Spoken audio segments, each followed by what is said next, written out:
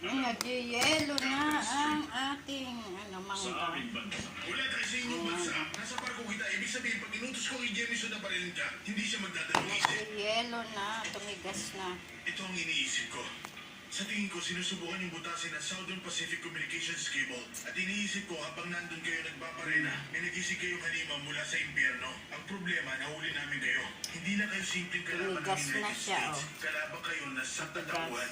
Ang Kremlin hindi magiging masaya sa ginawa nyo. At lalo, anong ginagawa nyo ron?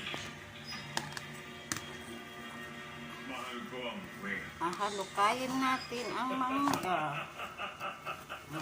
Tigas o.